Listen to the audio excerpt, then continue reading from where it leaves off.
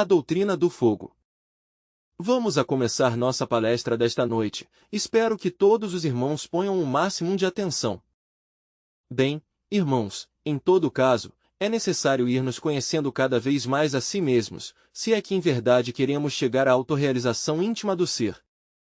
Obviamente, necessitamos trabalhar, como já o tenho dito em minhas passadas cátedras, com o elemento fogo. O fogo, em si, é uma substância que escapou a todas as análises químicas. Dizem os cientistas que é o produto da combustão, o qual é absolutamente falso. Ninguém sabe qual é a natureza do fogo. Sabemos, por exemplo, que na atmosfera existe o oxigênio e o nitrogênio. Não ignoramos que na água está o cifrão H_2 o cifrão, ou seja o hidrogênio e o oxigênio. Tampouco podemos ignorar que na Terra está o carbono. Mas, qual é na realidade a fórmula do elemento fogo? Qualquer homem de ciência nos falaria do cifrão H_2 o cifrão, que 2 átomos de hidrogênio e que 1 de oxigênio, que para formar água. Mas façamos o ensaio com o cifrão H_2 o cifrão e tratemos de unir os átomos de oxigênio e hidrogênio, tal como está na fórmula, em um laboratório, a ver se é certo que resulta água. Obviamente que não. Por quê? Porque falta algo. O quê? O elemento fogo. Então a fórmula do cifrão H_2 o cifrão está incompleta, isso é óbvio. Assim que o fogo escapa a tudo. Uma simples chama dessas que temos aí, na veladora, seria suficiente como para que incendiássemos o mundo, e ela permaneceria impassível, nem aumentaria um átomo a mais, nem um átomo a menos. De qualquer veladora destas tiramos outra veladora, e outra, e outra, e outra, e queimamos um depósito de gasolina, fazemos explodir um depósito de dinamite, e segue o fogo, e queimamos o mundo e a veladora segue igual, impávida, como se nada tivesse sucedido.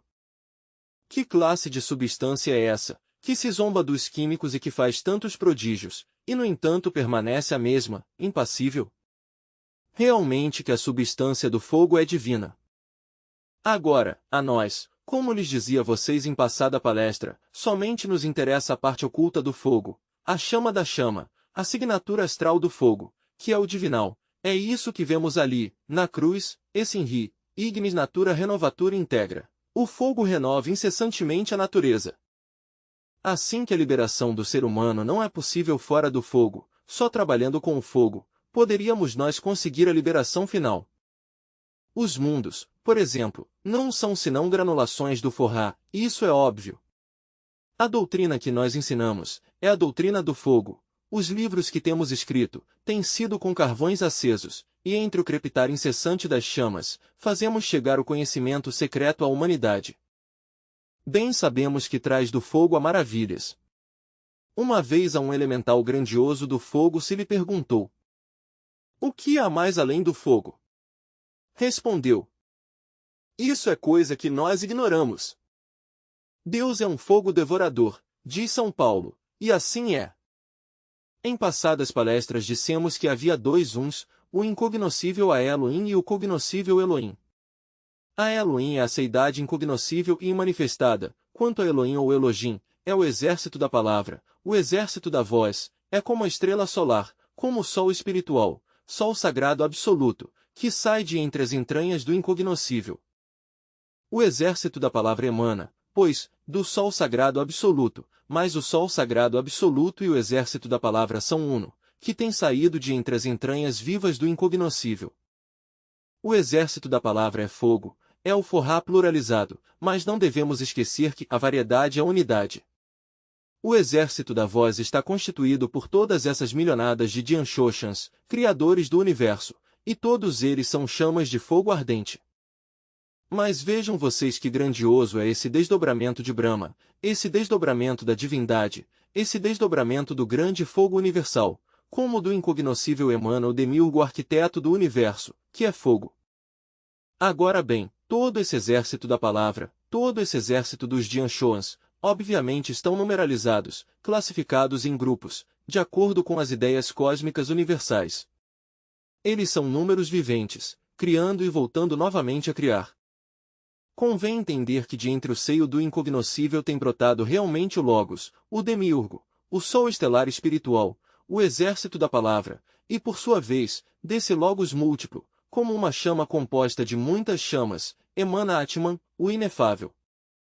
Atman é o íntimo em cada um de nós, nosso espírito divino e inominável. Por sua vez, de Atman se desprende Buddhi. E quem é Buddhi? Buddhi é a consciência superlativa do ser, Buddhi é Eros, é Forra como mensageiro dos deuses. Nos mundos superiores de consciência cósmica, podem os iniciados evidenciar o fato concreto de que Atman sempre envia Eros, ou Forra, ou Buddhi, ou a Valquíria, como diríamos na linguagem clássica de Wagner, a realizar determinados trabalhos. De maneira que Forra, ou Buddhi, é mensageiro de Atman.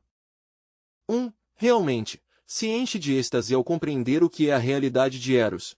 Se admira ao ver as Valquírias dos Mahatmas, trabalhando nos mundos superiores de consciência cósmica, levando mensagens em todos os rincões do universo, inefáveis damas de indescritível beleza. As Valquírias trabalham nos templos, as Valquírias entregam mensagens, as Valquírias ajudam aos Mahatmas. Elas são o Forra mensageiro, o Eros extraordinário que palpita em cada um de nós. O que seria de nós sem Eros? Poderíamos acaso realizar a grande obra do Pai? Nós necessitamos de Eros para poder desintegrar os agregados psíquicos inumanos que em nosso interior carregamos. Assim, pois, a estrela que se tem desprendido do sagrado Sol absoluto, é o demiurgo criador do universo, é a chama da qual saem as 7 chamas santas. Essa chama é tríplice, mas dela saem as 7 chamas, quer dizer, da chama tríplice sai o eterno Heptaparapartinok, do 3 sai o 7. Da mesma forma em que nós, com 3 velas ali acesas, no altar, podemos acender 7, assim também 3 formando uma chama de 3 pavios é o Logos como santo afirmar, o Logos como santo negar, o Logos como santo conciliar. Mas dessa chama tríplice se desprende o eterno Heptaparapartinok, as 7 chamas. Atman, Buddhi e Atman Buddhi formam a monada divina interior de cada um de nós. Logo segue humana superior ou alma humana, o que de humano temos, depois vem essa mente que temos. Para pensar, que desgraçadamente está enfrascada entre os múltiplos agregados psíquicos que constituem o mim mesmo, o si mesmo, o eu mesmo, motivo pelo qual dizemos que não temos uma só mente, senão muitas mentes. É óbvio que se a substância mental está engarrafada entre distintos frascos, se encontra dividida entre os mesmos, se a substância da mente está enfrascada entre muitos eus, pois então já não há uma só mente, senão muitas mentes, desgraçadamente. Mas o que se esconde atrás de todas essas mentes, o radical, é fogo, que seria na realidade de verdade o quarto fogo, porque o quinto está detrás de todas essas emoções que carregamos, e no iniciado autêntico em seu corpo astral. A 6ª chama está atrás o princípio da vida, é o prana, é o fogo como prana ou vida, e o 7º arde na mesma medula espinhal do asceta agnóstico. Em realidade de verdade, falando desde um ponto de vista da anatomia oculta diríamos que existem 7 serpentes, 2 grupos de A3, com a coroação sublime da 7ª língua de fogo que nos une com o Uno, com a lei, com o Padre. Se Atman recebe, em realidade de verdade, o princípio ígneo do fogo, do incognoscível, por mediação do demiurgo criador do universo, não há dúvida de que em Buddhi venha ficar tudo contido. Com justa razão se nos tem dito que o Buddhi é como um vaso de alabastro, fino e transparente, através do qual arde a chama de Prajna. No Buddhi, no Eros, na Valquíria, a donzela, a bela Helena de Troia, está contido o Atman, o inefável, mas afinal de contas, Atman Buddhi como monada, são radicais. Em uma passada cátedra disse que tínhamos que trabalhar com os 7 radicais, e já os irmãos creio que estão informados disso, que são os 7 aspectos do fogo em nós, as 7 línguas de fogo na anatomia oculta, que emanam diretamente do divino arquiteto do universo. Isso é óbvio e assim é que entendê-lo. A seidade, em si mesma incognoscível, é o fundamental, dela emana o fogo. Sati é seidade e da seidade emana o fogo, quer dizer, o demiurgo arquiteto. Mas há um ponto sobre o que eu quero recalcar esta noite, que se bem é certo que o santo afirmar, o santo negar e o santo conciliar, quer dizer, o logo interior de cada um de nós, é radical, é o Buda íntimo de cada um de nós, porque cada qual carrega seu Buda íntimo, Ainda que não o tenha encarnado, esse Buda íntimo, por sua vez, emana de Adi-Buda e Adim-Buda é o incognoscível. Individualizando, diríamos que cada um de nós tem seu Adim-Buda no incognoscível espaço abstrato absoluto. Dele emana nosso Logoi, e estou já particularizando e concretando, e do Logoi, por sua vez, emanam os 7 aspectos do Forrá, do fogo. Quando digo que dá que trabalhar com fogo, deve ser tudo bem entendido. Devemos ter um pouco de consciência, mais grande, sobre o que é o fogo, há que entendê-lo melhor. A mãe Kundalini, de que tanto temos falado, é fogo, é o Forrá em nós, em nossa anatomia oculta, é uma variante de nosso próprio ser, mais derivado. Sim, necessitamos trabalhar com o fogo, com ela, porque ela é a portadora do fogo. Ela, a serpente ígnea, se revolve aterrorizadoramente entre os castiçais do templo. Essa cobra sagrada dos grandes mistérios, é fogo que crepita entre a aura do universo, só ela pode reduzir a cinzas os agregados psíquicos inumanos que em nosso interior carregamos. Não é fácil coisa poder desintegrar a totalidade dos agregados psíquicos. Pensem vocês que se processam estes agregados em 7 níveis do ser. Há santos que têm logrado desintegrar agregados até em 5 e 6 níveis, muito raro é aquele que logre desintegrar os agregados psíquicos nos 7 níveis do ser. Resulta que nos últimos níveis, especialmente no 7º, tais agregados se tornam terrivelmente sutis e costumam ser espantosamente difíceis.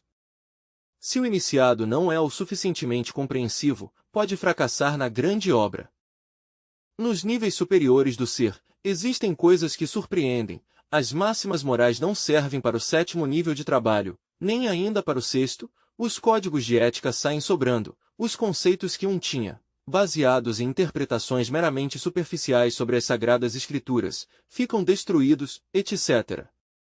Assim, o iniciado tem que independizar-se não somente das forças do mal, senão também até das forças do bem, tem que pelejar contra as potências do mal e contra as potências do bem. Em última síntese, o bem se torna mal, e muitos aspectos que pareciam do mal, se tornam bem, e há que passar mais além do bem e do mal, e conhecer o bom do mal e o mal do bom. As estruturas dogmáticas da ética convencional, no fundo, só serviriam de escolho para o que marcha pela senda da autorrealização, essa é a crua realidade dos fatos. Há uma tendência das gentes a interpretar tudo a seu modo, superficialmente, e quem queira trabalhar já em um 7º nível, tem que ser estritamente compreensivo, passar mais além de todo dogma e fazer um inventário de si mesmo, para saber o que é o que lhe sobra e o que é o que lhe falta. Muitas vezes, uma bela virtude pode servir de escolha ao navegante, às vezes, até gemas muito preciosas da espiritualidade servem de obstáculo. Por isso é que é tão difícil poder desintegrar os agregados psíquicos nos 7 níveis do ser, por isso. Por outra parte, há que aprender a manejar os 5 cilindros da máquina orgânica, porque os agregados que temos estão relacionados com os 5 cilindros da máquina orgânica. Quais são esses 5 cilindros? Centro intelectual, onde está? Já sabemos que no cérebro. Centro emocional, onde está? No coração, plexo solar e centros do sistema nervoso grande e simpático. Centro motor, onde está? Parte superior da espinha dorsal. Centro instintivo, onde está? Na parte inferior da espinha dorsal. E o centro sexual? No sexo. Há agregados psíquicos do centro intelectual, como os do emocional, como os do motor, como os do instintivo, como os do sexual, isso é óbvio. Um tem que estudar os agregados psíquicos em cada centro, para ver como se comportam, é questão de autorreflexão e experiência direta, observação psicológica, etc. Em todo caso, não pode ser desintegrado um agregado sem a ajuda da Divina Mãe Kundalini, a cobra dos grandes mistérios, e ela exige, para a desintegração de qualquer agregado psíquico, prévia compreensão do defeito psicológico que queremos reduzir a cinzas, isso é óbvio. Primeiro devemos descobrir o defeito e depois trabalhá-lo. Necessitamos da autorreflexão evidente do ser, para chegar à compreensão de fundo. Digamos, necessitamos da meditação íntima, se é que queremos entender, realmente, tal ou qual defeito. Mas uma vez compreendido, há que trabalhá-lo com a divina cobra sagrada dos grandes mistérios. Só assim poderíamos eliminá-lo. E repito, qualquer defeito está relacionado com algum centro da máquina orgânica, mas com a ajuda do fogo, esse que vem do demiurgo criador do universo até a manifestação, através de todos estes níveis do ser. Assim que tem que familiarizar-se vocês um pouco mais com o fogo, aprender a sentir com o fogo, aprender a pensar com o fogo, a adorar o fogo, como fazem os parsis, tal como os cristãos quando exclamam, Deus é um fogo devorador. Como os parsis, que adoram o fogo, como os membros de qualquer tribo maia, ou tolteca, ou zapoteca, ou inca, que rendem tanto culto ao fogo, no fundo pertencem ao mais puro paganismo e ao mais delicioso esoterismo crístico. Só com o fogo podemos desintegrar os agregados psíquicos. Meus caros irmãos, de entre os centros que nós temos em nosso organismo, não há dúvida de que o mais difícil de controlar é o centro emocional. Porque o intelectual, ainda que custe trabalho, afinal com certas disciplinas, mais ou menos o vamos controlando. O motor, que é o que produz os movimentos, e que está situado na parte superior da espinha dorsal, é controlável também. Um pode controlar os movimentos de seu corpo, caminhar se quer caminhar, levantar um braço, se quer levantá-lo, ou não levantá-lo se não quer levantá-lo, enrugar o sobrolho ou não enrugá-lo. Assim, todas as atividades do centro motor estão sob a vontade, mas o centro emocional é terrível. Essa questão das emoções negativas, do sentimento e dos sentimentalismos, etc., se torna difícil de poder controlar. No Indostão, por exemplo, comparam o centro emocional a um elefante. Um elefante louco, por exemplo, o que fazem no Indostão para controlá-lo? Colocam, de lado e lado, dois elefantes sãos de juízo, os amarram para que não se vão, e então esses dois, sãos de juízo, logram, afinal, ensinar ao louco a ser são, e afinal o elefante louco fica são. É um sistema que usam os hindus, e está bom. O centro emocional é um elefante, o intelectual é outro elefante, e o motor outro elefante, o centro motor instintivo sexual. Estes dois elefantes, o intelectual e o motor, podem controlar ao elefante louco das emoções. Se em um momento queremos estourar de desesperação ou de angústia, quer dizer, se nos temos identificado com alguma emoção negativa, estamos mal, o que devemos fazer? Deitar-nos na cama, relaxar-nos e pôr a mente em branco. Ao relaxar-nos, estamos atuando com o centro motor, posto que nos relaxamos, relaxamos todo o corpo, afrouxamos todos os músculos, toda a tensão no organismo, e ao pôr a mente em branco, quer dizer, ao levar a mente à quietude e o silêncio, o que sucede? Ao centro emocional não lhe resta mais remédio que acalmar-se um pouco, serenar-se, e afinal o centro intelectual e o centro motor vêm a dominar ao emocional, são os dois elefantes sãos que vêm a domar ao elefante louco. Também é possível controlar as emoções inferiores, mediante as emoções superiores. Há muitos tipos de emoções inferiores, vocês o sabem muito bem. Morre um familiar, gritamos, choramos, nos desesperamos. Por quê? Porque não queremos cooperar com o inevitável, e isso é o pior do pior. Na vida, deve aprender a cooperar com o inevitável. Não nos conformamos, porque se nos morreu um ser querido, e gritamos cheios de angústia e não aceitamos, e vemos o corpo dentro do féretro, aí, e no entanto não nos parece que esteja morto, e não o cremos, não é possível para nós que esse ser tenha morrido, e nos entregamos à angústia e à desolação. É terrível isso. Como poderíamos dominar esse estado? De dois modos. Poderíamos apelar ao par de elefantes, o centro motor e o centro intelectual, relaxar o corpo e pôr a mente quieta e em silêncio, esse seria um sistema. Outro, poderíamos nós apelar a uma emoção distinta, a uma emoção superior. Talvez nos faça muito bem, nesses momentos, escutar uma sinfonia de Beethoven, ou a flauta encantada de Mozart, ou submergir-nos cheios de emoção, em profunda meditação, refletindo sobre os mistérios da vida e da morte. Então, mediante uma emoção superior, controlamos as emoções inferiores e anulamos a dor que nos dá a morte de um ser querido, isso é óbvio. O centro emocional é muito interessante, mas nós temos que apoderar-nos das emoções inferiores, controlá-las, submetê-las, e isso é possível de acordo com nossa didática. As emoções inferiores causam muito dano, emoções inferiores como os touros, emoções inferiores como o cinema, emoções inferiores como as orgias das grandes pachangas, emoções inferiores como as do que tira a loteria, ou o que se emociona por uma notícia do periódico, ou sobre uma guerra, ou sobre tantas coisas que há no mundo, emoções inferiores como as que dá a tequila, emoções inferiores como as que desenvolvem as gentes em todas suas bestialidades, que não servem senão para fortificar os agregados psíquicos inumanos que em nosso interior carregamos e criar novos também. Ademais, é necessário eliminar as emoções inferiores, mediante as emoções superiores. Isso é possível. Aprender a viver uma vida edificante e essencialmente dignificante. Isso é fundamental. Do contrário, não seria possível progresso algum. Como? De que maneira? Antes de tudo, necessitamos ser mais sinceros conosco mesmos, a fim de desenvolver o centro emocional superior e liberar-nos das emoções meramente negativas e superficiais. A gente que é cortês com os outros, são decentes, a gente que lhe brinda amizade a outra gente, mas esse é o aspecto público ou esotérico, diríamos, mas isso não é tudo. Sabendo que temos uma psicologia interior, não basta somente sabermos portar-nos decentemente com outras gentes, não basta somente a fragrância da amizade, desde o ponto de vista externo. Qual é o comportamento que nós temos, internamente, para com a outra gente? Normalmente, quem brinda amizade a outra pessoa tem duas facetas, a de fora e a de dentro. A de fora, aparentemente é magnífica, mas a de dentro, quem sabe? Estamos seguros de que não criticamos ao amigo, a quem lhe temos brindado tanta estimação. Estamos seguros de que não sentimos alguma antipatia por algumas de suas facetas? Estamos seguros de que não o estamos atraindo à caverna essa que temos, da mente, para torturá-lo, para fazer escárnio dele, enquanto lhe estamos sorrindo docemente?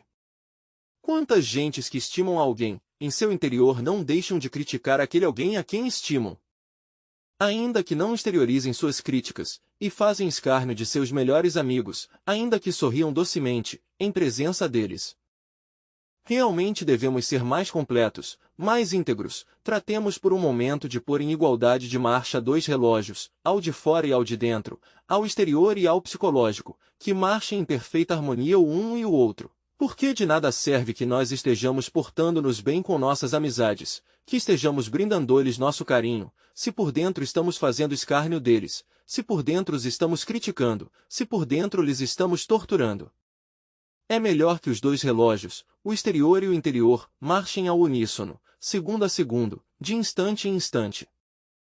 Devemos ser mais completos, mais íntegros, deixar a crítica, mordaz, psicológica, interior, agentes que estimamos.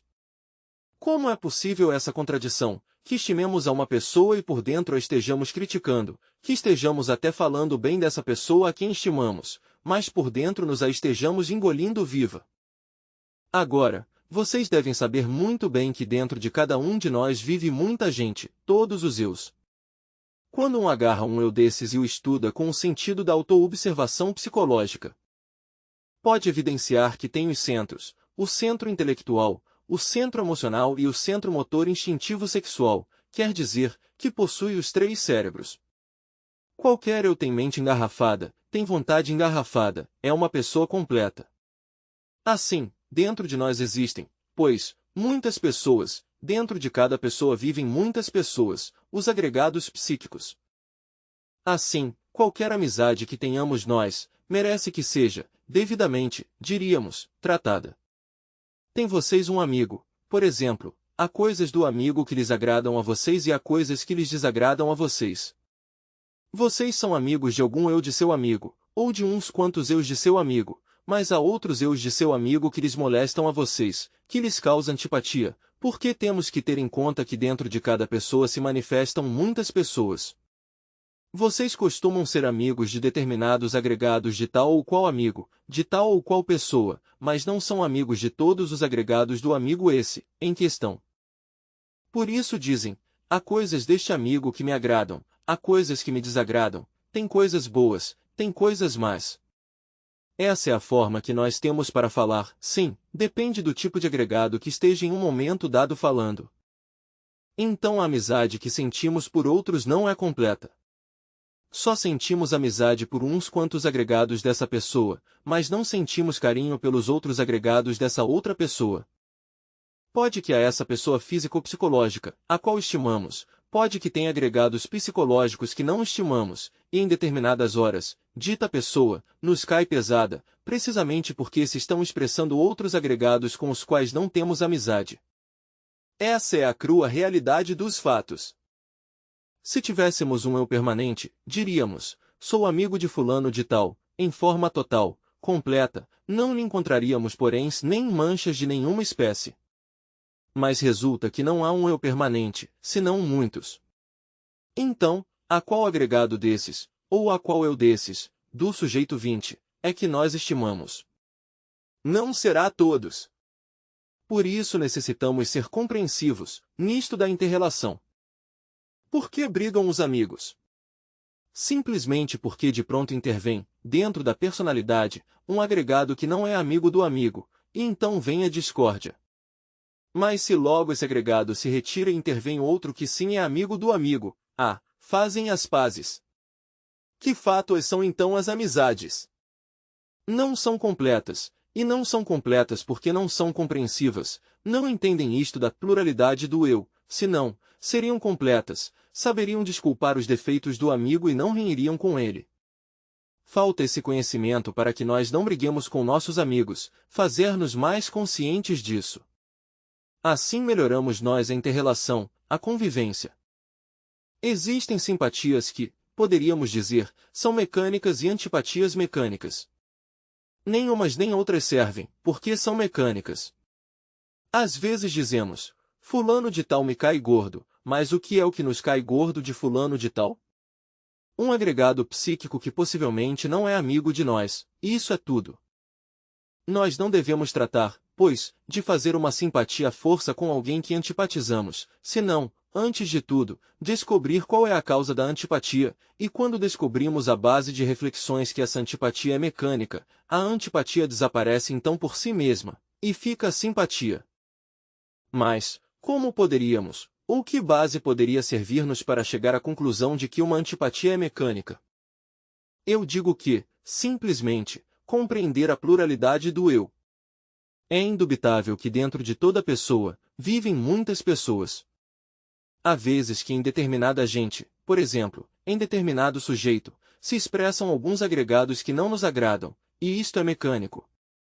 Reflitamos em que dentro dessa pessoa que nos cai gorda, também há agregados que podem simpatizar conosco e ser serviçais e amigos, que não todos os agregados que se manifestam em um sujeito 20, são desagradáveis para nós, podem manifestar-se, em um 20 fulano que não nos agrada, agregados que sim nos agradam. Se refletimos nisso, se compreendemos este ponto de vista da pluralidade do eu, desaparece a mecânica antipatia, que é tão prejudicial, porque desenvolve cada vez mais e mais os elementos psíquicos inumanos que estão relacionados com o centro emocional negativo. Quando mais vamos nós eliminando os agregados do centro emocional negativo, mais e mais se irá desenvolvendo em nós o centro emocional superior. Mas, digo que o centro emocional superior é grandioso, é mais poderoso que o intelecto. Com o centro emocional superior podemos nós compreender a natureza do fogo. Os livros sagrados estão escritos com carvões acesos, quer dizer, com fogo. A linguagem da Bíblia, por exemplo, é parabólica, é a linguagem do centro emocional superior. As experiências místicas incorpóreas, obviamente são parabólicas, e somente se podem entender com o centro emocional superior. Os mistérios da vida e da morte são perfeitamente cognoscíveis mediante o centro emocional superior, isso é óbvio.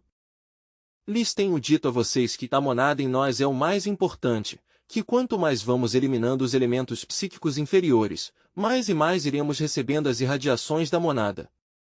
Esta monada é Atman Buddhi.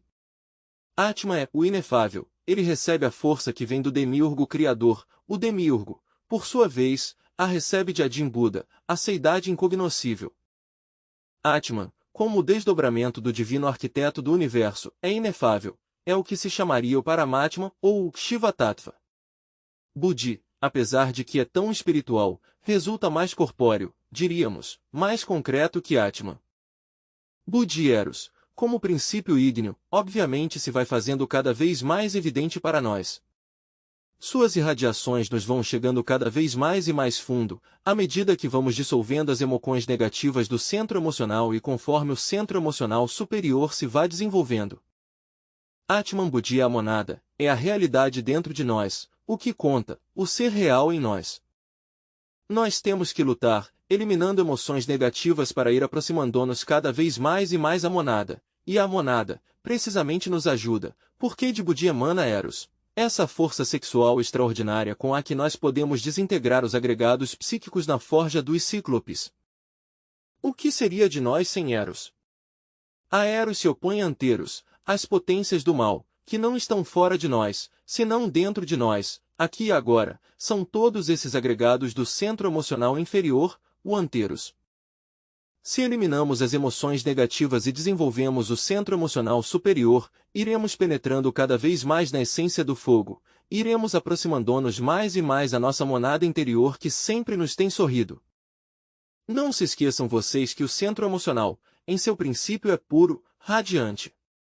As emoções inferiores, localizadas nas partes ou nos pontos inferiores do centro emocional, constituem o emocional inferior, mas se eliminamos as emoções inferiores, então fica tudo perfeito como uma flor de lótus deliciosa, o centro emocional superior. Em todo caso, Atman é o raio que nos une ao Logos e ao Adimbuda. E a força de Adimbuda e do Logo interior, chega a Atman e em Buddhi fica contida, mas o acercamento a Buddhi é impossível enquanto nós tenhamos emoções negativas. Em outros termos, o acercamento à monada se faz difícil se continuamos com as emoções inferiores. Não devemos aceitar emoções inferiores dentro de nós, devemos cultivar as emoções superiores. A música, devemos escutar a Beethoven, devemos escutar a Mozart, a Liszt, a Tchaikovsky, devemos aprender a pintar, mas que os quadros que pintemos não sejam infra-humanos. Devemos verter neles nossos sentimentos mais nobres. Tudo o que nós façamos deve ser dignificante e essencialmente edificante. Um se enche de êxtase ao contemplar as colunas coríntias dos tempos antigos, ou os mármores de Roma e de Atenas, as esculturas magníficas de uma Ísis morena na terra dos faraós, ou de um Apolo, ou da Vênus de Milo, ou da casta Diana. Um se enche de êxtase, vibra com emoção superior, ao escutar, por exemplo, a lira dos tempos antigos, ou ao entregar-se à meditação profunda, entre o seio da natureza, ou ao passear pelas ruínas da antiga Roma, ou ao caminhar pelas beiras do Ganges, ou ao cair de joelhos ante o Guru, entre as neves perpétuas dos Himalaias. Então vibra a emoção superior. Nos tempos antigos, lá na Lemúria, nas épocas em que os rios de água pura de vida manavam leite e mel, quando ainda a lira de Orfeu não tinha caído sobre o pavimento do templo, feita em pedaços, o centro emocional superior vibrava intensamente em cada ser humano. Essa era a época dos titãs, a época em que os seres humanos que povoavam a face da terra podiam ver a aura dos mundos e perceber mais da metade de um Outapaunas nas tonalidades da cor. Bem sabemos que um Outapaunas tem mais de 5 milhões de tonalidades. Mas quando o centro emocional inferior se desenvolveu com as paixões violentas, com a luxúria, com o ódio, com as guerras cruéis entre irmãos, então esse sentido se atrofiou, ficou metida a humanidade dentro deste mundo tridimensional de Euclides. Chegou a hora de entender que só mediante o centro emocional superior é possível penetrar mais profundamente dentro de nós mesmos. Se nós procedemos retamente, se aprendemos a viver, se aprendemos a relacionar-nos com nossos semelhantes em uma forma bela, então nos aproximaremos mais e mais à monada sagrada e distintos fagulhas de consciência cósmica nos irão surpreendendo, se irão fazendo cada vez mais contínuos, até que afinal, um dia, tenhamos todos, em realidade de verdade, a consciência desperta, a consciência superlativa do ser, Buddhi. Esse dia seremos ditosos, nessa deliciosa manhã. As vibrações de Buddhi nos saturarão totalmente e saberemos viver, de verdade, em estado consciente perfeito. Até aqui esta cátedra. Agora dou plena liberdade para que os aqui presentes interroguem, façam perguntas sobre o tema, mas sem sair do tema. Estudante. Mestre, por que se pronuncia o Senhor contra as virtudes? Mestre. Já vês tu quão fácil é tergiversar o ensinamento. Tu o fazes com o coração singelo e sincero, mas depois que tu digas isso, outro fulano tergiversa um pouquinho mais, e o terceiro a segue tergiversando mais, e quando o ensinamento chegue a toda a América, já se estará dizendo, Samael a um veor está contra as virtudes. Não mais virtudes. Assim se tergiversa o ensinamento e assim se tem tergiversado o ensinamento de todos os irmãos maiores que têm ajudado a humanidade. O que ficou do budismo? Podes me dizer tu? Gautama Sakyamuni falou contra o abominável órgão kundartiguador, toda a sua doutrina foi contra as más consequências desse abominável órgão. Hoje, temos um evangelho budista deformado completamente, já nada, quase nada fica do budismo antigo, tudo tem sido deformado. Não estou me pronunciando contra as virtudes, claro, devemos pensar corretamente. A água é útil, é magnífica, é boa no lavatório, é boa em seu recipiente, no banho, mas, o que diriam vocês da água metida na sala, inundando os aposentos? Já mudaria tudo, verdade, seria má. O fogo está bom na cozinha, também está magnífico aí, nas veladoras, mas se o fogo, neste momento, estivesse queimando esta casa e chegassem os bombeiros, o que diríamos? Seria uma calamidade, verdade? Assim, toda virtude é boa em seu lugar, mas fora de seu lugar, é má. Um missionário, como vocês, está bem que dê os ensinamentos, que os divulguem por todas as partes, mas, que tal que vocês em vez de divulgar os ensinamentos entre as distintas gentes, por aí nas ruas ou nos lumisiais, ou nas casas de família, se fossem aos prostíbulos a divulgá-la? Estaria correto isso? Seria mal, verdade? Então um missionário se converteria, em quê? Em um malvado, verdade? Muito bem, mas não quer dizer que o missionário seja um malvado, tudo depende do uso que faça de suas virtudes. O dinheiro em si mesmo não é bom nem é mau, tudo depende do uso que se faça dele. Se se emprega para o bem é bom, se se emprega para o mal é mau. O mesmo são as virtudes, são preciosas, são gemas inefáveis. É claro que cada defeito psicológico eliminado deixa o posto livre para a cristalização de uma virtude. Mas as virtudes, fora de seu lugar são mais, com elas se pode fazer muito dano também, não somente aos demais, pode danificar-se a si mesmo com suas próprias virtudes se não as sabe manejar. Quero que entendam isto os irmãos, com uma claridade perfeita. O que diriam vocês da violência? Será boa a violência ou não? O que me respondem?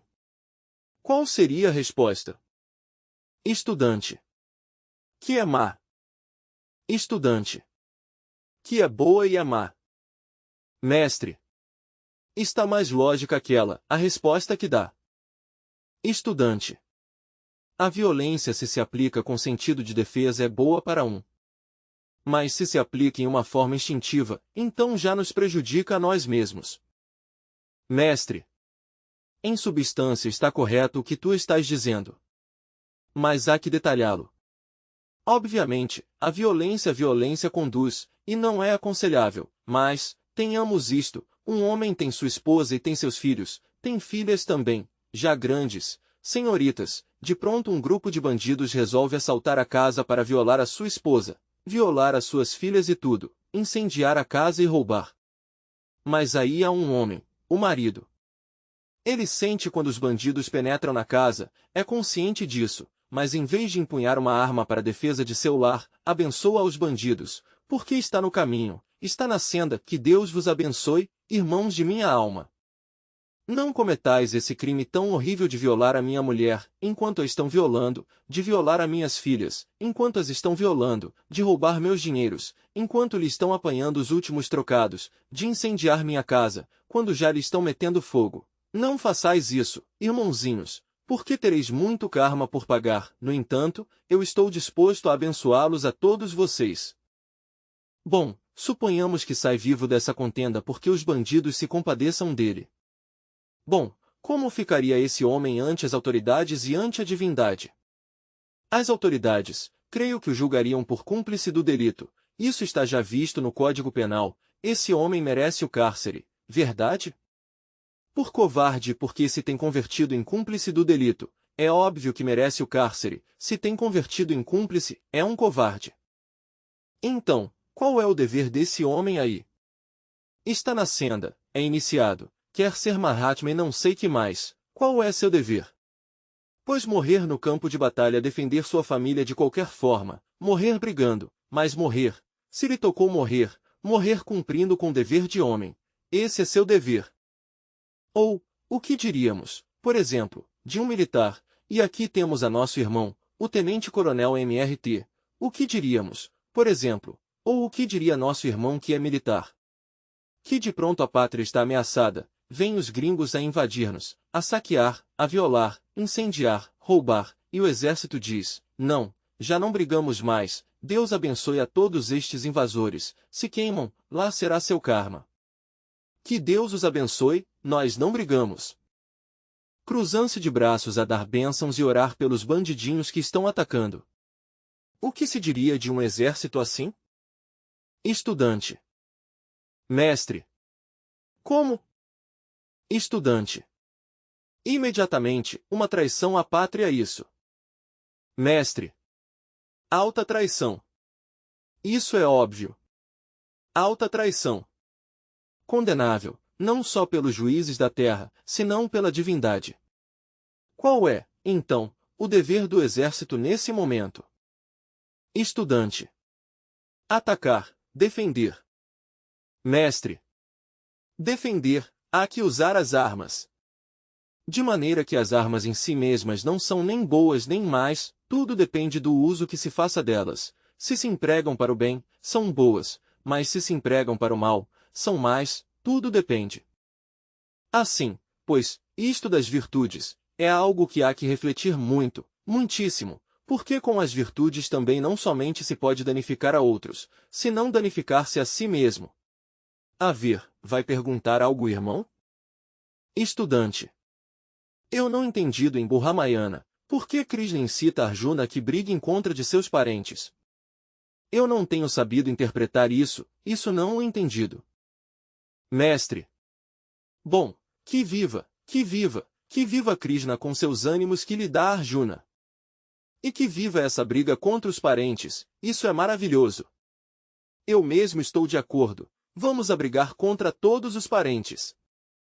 Desembainhemos a espada e vamos contra todos. É que, sabes tu quais são esses parentes?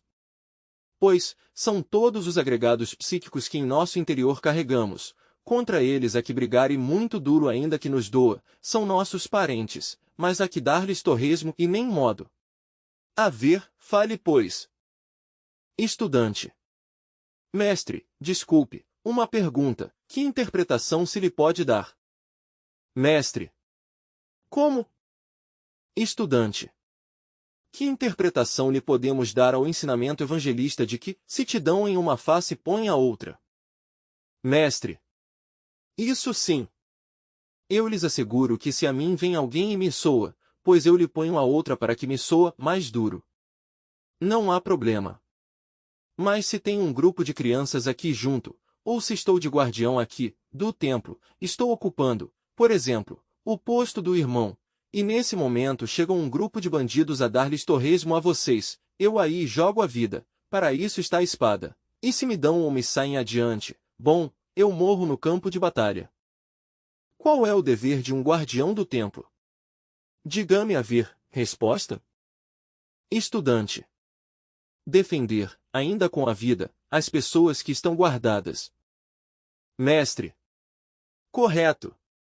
Tu neste momento és guardião do templo. Se neste momento alguém vem atacar-nos, vem as multidões, vem a bandidagem atacar a estes irmãos, tu tens que perder tua vida aí, se há necessidade. Porque esse é o guardião do templo. De maneira que, então, uma coisa é uma coisa e outra coisa é outra coisa. Uma coisa é que nós abençoemos a nossos inimigos, que devolvamos bem por mal, que ponhamos a face direita para que nos sonhe mais duro, e outra coisa é cumprir com nosso dever quando chega a hora de cumprir, de defender, de saber defender aos que estão a nosso cargo. Entendido? A outra pergunta. Sim, irmão. Estudante. Venerável, falando das virtudes, podese considerar que em muitos casos, uma virtude pode criar dependência psicológica. Mestre. Uma virtude, quando não se sabe usar, pode criar dependências psicológicas, pode convertê-lo a um em tirano, pode fazer-lhe a um dar um passo em falso, etc. Por exemplo, quantos juízes que tiveram a virtude do cumprimento de seu dever em épocas da Revolução Francesa, enviaram aos inocentes ao cadafalso? Houve carrascos que seu dever era degolar a muitos na guilhotina, e cumpriram com esse dever que eles tinham, com a virtude do dever, e os degolaram, fizeram cair a faca sobre seus pescoços. Está isso correto? De maneira que, então o quê?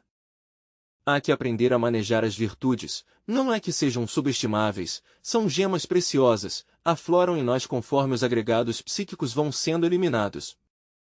Mas cada coisa em seu lugar. Já dissemos que o fogo está bom na cozinha, mas não na sala, e que a água está bem no lavatório, mas não está bem que invada os aposentos. Uma virtude é boa em seu lugar, má quando está fora de lugar. Isso é tudo. Há que ser mais equilibrados, mais reflexivos, mais maduros, isso é óbvio. Por exemplo, a antipatia mecânica é absurda. Mas, de nada serve que lutemos contra a antipatia mecânica, de nada serve, por exemplo, que digamos, esta pessoa me cai gorda. Mas como estou na gnose vou ver como me faço amigo dessa pessoa, e forçar-se a sorrir-lhe artificiosamente, e resulta que esse sorriso, mais que sorriso resulta uma careta trágica. Não. O que há que fazer-lhe é dissecação a essa antipatia mecânica a ver por que nos cai gorda essa pessoa. Isto requer muita autorreflexão, muita autoobservação psicológica, muita meditação e afinal viemos a descobrir a causa. Uma vez que tenhamos descoberto essa causa, a desintegramos com a ajuda da Divina Mãe Kundalini, com a ajuda do fogo sagrado. Então, aflora em nós a virtude da simpatia para essa pessoa. Uma virtude, simpatia para essa pessoa que antes nos caía gorda. Há que fazer-se, pois, consciente de tudo, viver uma vida consciente, uma vida mais madura, menos mecânica. A ver, irmão. Estudante. Mestre, a virtude se pode aprender? Mestre. Aprender? Pois, homem, jamais. Essas são gemas preciosas ou flores da alma, que nascem em nós quando temos eliminado tais ou quais defeitos psicológicos. Tenhase, por exemplo, que eliminamos nós a ira, surge em nós a doçura, que eliminamos a luxúria, em sua substituição sim surge a virtude da castidade, que eliminamos o ódio, em sua substituição surge a virtude do amor, e conforme vamos eliminando estes defeitos psicológicos, as virtudes vão surgindo em seu lugar. Por isso dizemos que necessitamos cristalizar a alma em nós, e a alma é puro fogo universal. Esse fogo divino, esse fogo inefável deve ir cristalizando pouco a pouco em nós. Mas não poderíamos fazer cristalizar a alma em nós se não eliminamos os defeitos de tipo psicológico. À medida que vamos eliminando cada agregado psíquico, em sua substituição irá cristalizando já uma virtude, já um poder, já uma lei, etc. Isso se chama cristalizar a alma. E afinal, quando todos os agregados psíquicos estejam eliminados só ficará em nós a alma, até o mesmo corpo se voltará à alma. O que é o corpo de um mutante? É um corpo já convertido em alma. Mas para cristalizar a alma em nós, que é puro fogo vivo, se necessita forçosamente eliminar os agregados psíquicos. E isto somente é possível, passando por grandes crises emocionais. Isto não é questão meramente intelectual. Não. Para eliminar um agregado psíquico tem que passar por terríveis arrependimentos, chorar, desesperar-se, dar-se contra o chão e até açoitar-se se há necessidade. Há que sofrer muitíssimo, arrepender-se, passar, por terríveis, repito, amarguras. Se não passa por essas crises emocionais, pois não desintegra o que deve desintegrar e não cristaliza as virtudes, e não cristaliza a alma. Mas quando logra cristalizar a alma, e se converte tudo em alma, então, resplandece gloriosamente, é uma chama a mais da grande fogueira, ardendo entre a aura magnífica do universo. Assim nos ensina a doutrina do fogo, e assim devemos nós compreendê-lo. Alguma outra pergunta? Estudante. Mestre, Eros é fogo em nós, e a Mãe Divina é fogo também, em nós. Como se faz para que Eros, ao levar ao máximo a esse fogo, que não se nos escape como água. Mestre. Que? Estudante. Que não se nos escape. Mestre. É que Eros é fogo, o fogo sexual que emana da monada. A monada por sua vez a recebe do Logos. Esse fogo erótico surge, concretamente, desde a Valquíria, desde o Budi, na manifestação. Não se escapa quando não se derrama o vaso hermético, quando o vaso que contém o azeite permanece incólume. Mas se derrama o vaso de Hermes, esse fogo erótico se escapa, se perde, e então, com que vamos a trabalhar? Nós necessitamos do poder da monada, se é que queremos lograr eliminar os agregados psíquicos. Assim se deve entender, assim se deve compreender. Há algo mais que perguntar. Mestre. Até onde esse fogo se deve agitar? Mestre. Se deve que. Estudante. Até onde se deve trabalhar com esse fogo? Deve ser em forma mais bem rítmica ou se pode chegar até, em fogo? Mestre. O fogo se manifesta, ou se deve usar, para ser mais claro, durante todo o trabalho esotérico de forma perfeita, rítmica. Porque há tempos de plus e há tempos de minus, há tempos de Mahamanvantaras particulares e tempos de Mahapralayas particulares, tempos de atividade e tempos de repouso. A cada época de atividade deve suceder-se uma pausa magnética criadora, porque em tudo existe o biorritmo. A ver, irmão. Estudante. Mestre, voltando ao das crises emocionais que o senhor mencionava, seria congruente que uma pessoa que esteja interessada, realmente, em fazer a grande obra, pedisse a ser o fizesse passar por essas crises emocionais? Mestre. O ser é o ser e tem muitas partes. A qual parte do ser tu estás te referindo? Estudante. Ao menos ao treinador psicológico, ao Anubis particular. Mestre. Cada parte do ser merece ser refletida, porque sabemos muito bem que da chama única emanam as 7 chamas, e as 7 se multiplicam por 7, e por sua vez, segue assim por outras 7, etc., etc., etc. De maneira que um só faz uma parte, as outras partes do ser têm que trabalhar também, isso é óbvio, cada lama está obrigado a trabalhar.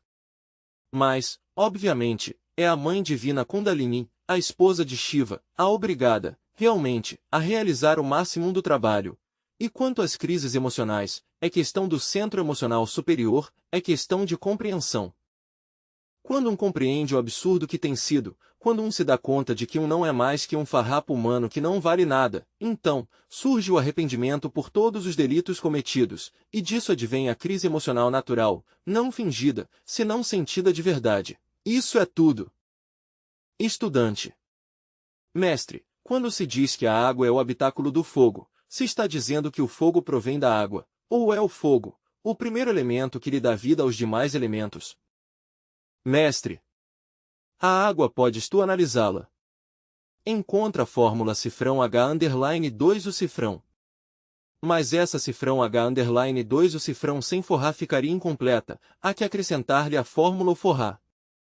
De maneira que, então, não poderia existir a água sem o elemento fogo, que é o primordial, é o fundamental. Quando o fogo condensa, primeiro faz em ar, depois em água e por último em terra.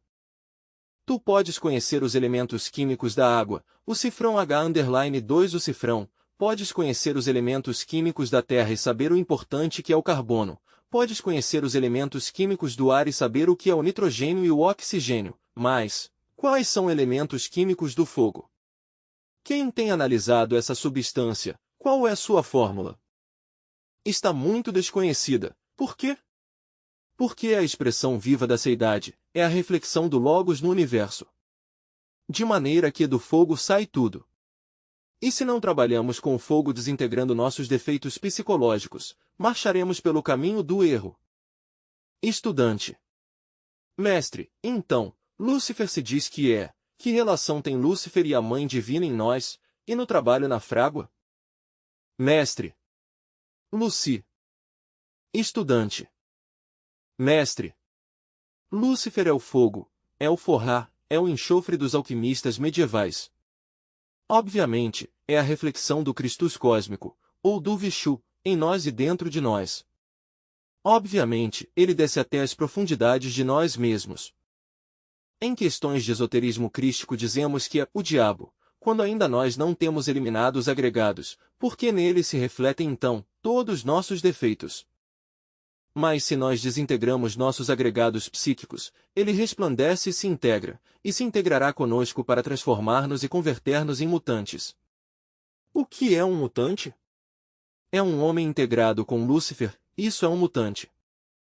Lúcifer nos dá todos os poderes, nos dá o elixir de longa vida, nos dá o poder sobre os elementos do fogo, dos ares, das águas e da terra.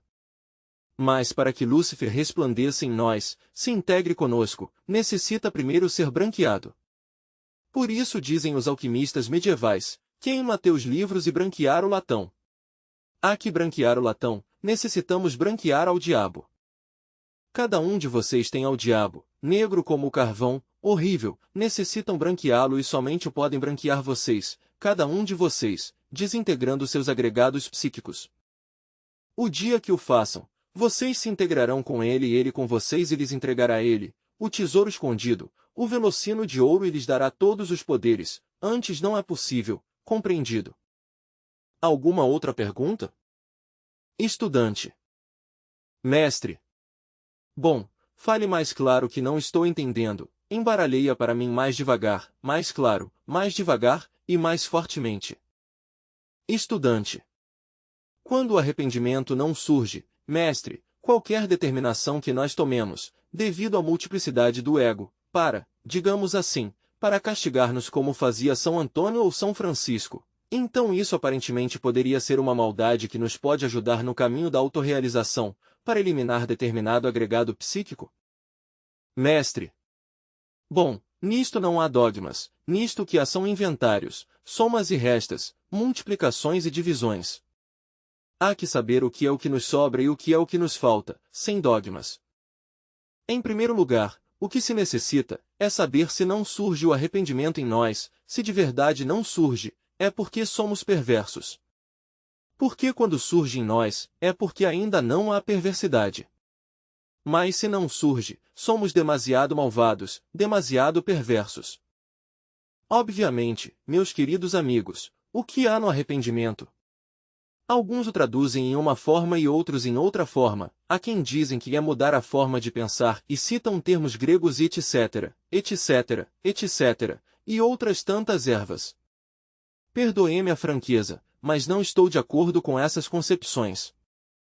Quando em realidade de verdade, se enfrenta a sua própria monada divinal, que emana do sagrado Sol absoluto, e olha para o que tem no fundo e se dá conta de todas suas barbaridades, há arrependimento, trabalha com arrependimento, passa pelas crises emocionais. Mas quando se tem afastado tanto do sagrado Sol absoluto que já as emanações, as ondulações cósmicas do sagrado Sol absoluto não lhe chegam, porque está demasiado desviado, caído na magia negra, é um caso perdido, nesse caso é um malvado. E esse malvado terá que castigar-se muito a si mesmo, necessitará passar por horríveis penitências, obviamente, necessitará ser muito sincero consigo mesmo, demasiado sincero, a fim de que possa, em verdade, desintegrar os agregados psíquicos inumanos que em seu interior carrega. Mas, antes de tudo, se não lhe tem chegado o arrependimento, é porque é um malvado, um perverso. Chegou a perversidade. Porque uma coisa é a maldade e outra a perversidade, o perverso já não tem remorso nem arrependimento. É um caso perdido, já não o tocam as ondulações cósmicas do sagrado Sol absoluto.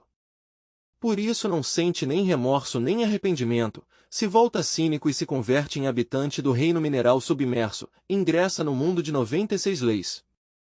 Isso é tudo. Mas como fazer nesse caso, para lograr que o que não tem arrependimento se arrependa? Repito, necessitará apelar a muita força de reflexão para analisar seus defeitos psicológicos, e até fazer certas penitências rigorosas e disciplinar-se, etc. Bom, disse. Alguma outra palavra, alguma outra pergunta? Estudante. A pergunta de Lúcifer, queria saber ou tenho tido esta inquietude, eu lembro que segundo nos diz o Senhor, temos um 3% de consciência livre, neste momento, isso poderia dizer que há uma parte de nosso Lúcifer que não está negro. Então, se vemos, ponhamos, como ao Fausto, ele como chama a seu Lúcifer, a seu divino Daimon, é a mesma fórmula para um trabalhar com ele, ou para um invocá-lo aqui? Mestre. Bom, detrás dessa pergunta há uma mola de curiosidade, no fundo há uma mola de curiosidade. Te gostaria trabalhar com ele, simplesmente, porque se tem ouvido falar tanto sobre ele, fala Goethe, fala o Dr. Fausto, encantador e mago, citados em tantos textos que bem vale a pena tentar alguma amizade com ele. Mas, pergunto aos aqui presentes, já há algum que já esteja tão preparado como